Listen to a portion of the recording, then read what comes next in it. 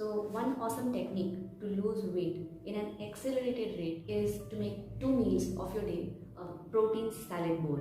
We all know salad is a nutrient dense. It's a low calorie meal having lots of fibers in it. So when you eat salad, your body actually uses more calorie to burn it than you actually eat the calories. So adding high protein salad to 2 of your meals is an excellent idea to accelerate your fat loss process. You can have your normal regular breakfast, whatever you usually have, but you are going to substitute your lunch and dinner with high protein salad, and then you would notice how the weight comes off you. There's a huge endless possibility when it comes to salad. We can use n number of options of vegetables, dressings, flavors. For the source of protein, you can add boiled eggs or boiled chicken, then cottage cheese.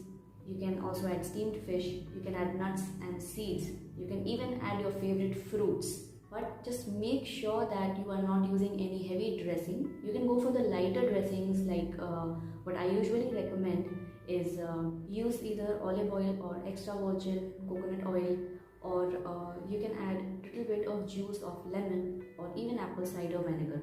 Whatever your preference as far as flavor wise, on that go. So eat 2 massive protein salad bowls a day with your normal breakfast